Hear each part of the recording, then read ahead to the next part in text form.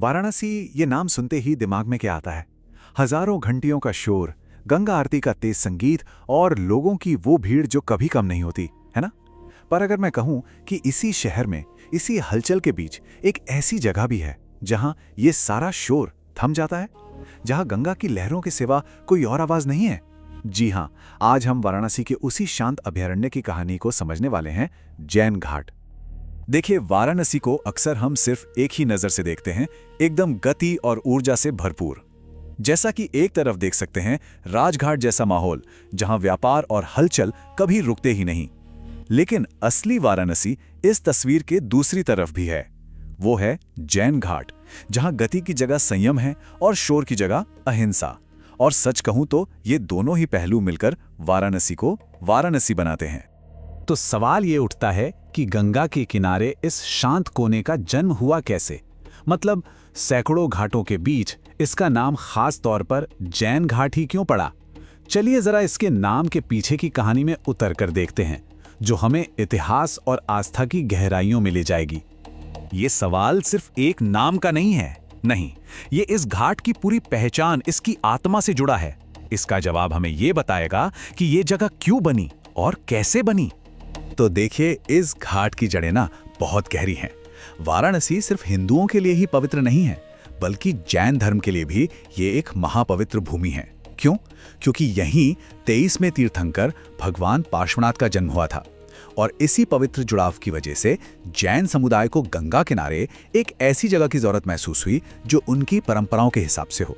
एक ऐसी जगह जहां वो प्रतीकात्मक स्नान कर सकें, ध्यान लगा सकें और प्रतिक्रमण कर सकें। मतलब शांति से बैठकर अपने कर्मों पर सोच विचार कर सकें। और मजे की बात यह है कि ये घाट सिर्फ अध्यात्म का केंद्र नहीं बना, बल्कि यहाँ व्यापार यानी अर्थ और नैतिक आचरण यानी आचार का भी एक बहुत ही खूबसूरत संतुलन देखने को मिलता है। तो हमने ये तो समझ लिया कि ये घाट बना क्यों, पर इसकी असली पहचान वो इसकी दीवारों या सीढ़ियों में नहीं है, बल्कि उन विचारों में है जो यहाँ की हवा में घुले हुए हैं। चलिए अब उन मूल दार्शनिक सिद्धांतों को समझते हैं जो इस जगह को इसकी अनोखी शांति देते हैं। सबसे पहला और सबसे गहरा सिद्धांत है अहिंसा। अब अहिंसा का मतलब सिर्फ ये नहीं कि किसी को मारा नहीं या चोट नहीं पहुंचाई। इसका असली मतलब कहीं ज्यादा गहरा है।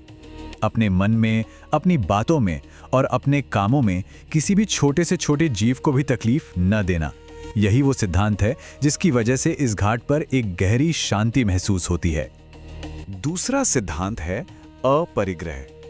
इसका सीधा सा मतलब है चीजों से मोह न रखना, जरूरत से ज्यादा इकट्ठा करने की जो दौड़ है उससे खुद को अलग कर लेना। और ये फलसफा, ये फिलॉसफी आपको इस घाट की बनावट में साफ दिखेगी। यहाँ कोई भव्य सजावट या दिखावा नहीं है, सिर्फ जरूरत की सादगी है जो मन को अपने आप हल्का कर देती है। और फिर आता है तीसरा स्तंभ, सत्य, यानी अपने विचारों और अपने कर्मों में पूरी तरह से ईमानदार रहना। तो ये तीनों सिद्धांत, अहिंसा, अपरिग्रह और सत्य, मिलकर इस घाट की नींव बनाते हैं। ये सिर्फ शब्द नहीं है, बल्कि जीने का एक तरीका है जो यहाँ असल में महसूस किया जा सकता है। तो इन सभी सिद्धांतों का असर क्या होता है, मतलब जमीन पर क्या महसूस होता है, इसे समझने के लिए ना बस ये एक लाइन ही काफी है। यहाँ गंगा शोर नहीं, शांत चिंतन बन जाती है। जहाँ दूसरे घाटों पर गंगा उत्सव का प्रतीक है, वहीं इस घाट पर आकर वो आपके भीतर उतर जाती है, आपकी आत्मा से बात करने का एक जरिया बन जाती है।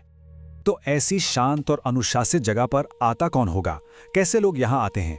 यहाँ आपको वो लोग मिलेंगे जो शहर की भीड़ और शोर से थककर अपने भीतर झांकने के लिए एक शांत कोना तलाश रहे हैं।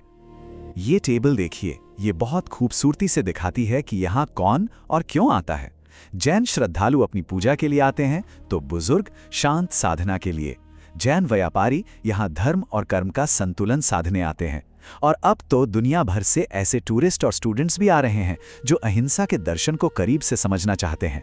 ये सब लोग भले ही अलग अलग हों, पर उनमें एक बहुत कॉमन है, सादगी और अनुशासन के लिए एक गहरा सम्मान। लेकिन जैन घाट की कहानी सिर्फ अपने अतीत में ही नहीं जीती। नहीं, इसका एक भविष्य भी है जो अब आकार ले रहा है। एक ऐसा भविष्य जहां ये घाट सिर्फ एक धार्मिक स्थल नहीं, बल्कि पूरी दुनिया के लिए नैतिकता और शांतिपूर्ण पर्यटन का एक केंद्र बन सकता है। तो कैसा दिखेगा यहाँ का भविष्य?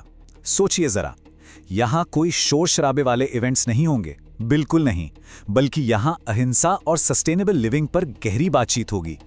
जैन दर्शन को समझाते हुए हेरिटेज वॉक होंगे। लोग दूर दूर से यहाँ मौन साधना और ध्यान के शिविरों में हिस्सा लेने आएंगे, क्योंकि यहाँ का लक्ष्य भीड़ बढ़ाना नहीं बल्कि मूल्यों को बढ़ाना है। तो आखिर में चलिए एक कदम पीछे हटते हैं और पूरी काशी को एक साथ देखते हैं। काशी की पहचान सिर्फ दशाश्वमेध घाट के उत्सव से नहीं है, या सिर्फ मणिकर्णिका के जीवन के सत्य से नहीं। काशी की पहचान जैन घाट के संयम के बिना अधूरी है। उत्सव, सत्य और संयम, जब ये तीनों मिलते हैं तब जाकर काशी पूरी होती है। तो अगर जैन घाट के पूरे सार को, इसके डीएनए को सिर्फ एक लाइन में समेटना हो तो वो क्या होगी? वो होगी ये: यहाँ शक्ति नहीं, संयम पूजा जाता है। यही एक पंक्ति इस घाट की पूरी कहानी कह देती है, और शायद हमें ये भी याद दिलाती है कि असल ताकत दिखावे या शोर में नहीं, बल्कि शांत और अनुशासित संयम में ही छिपी होती है। अधिक जानकारी और अमेजिंग टूर पैकेज के लिए विजिट करें www.jullutrip.com। कॉल या व्हाट्सएप भी कर सकते हैं 8881705500 पर।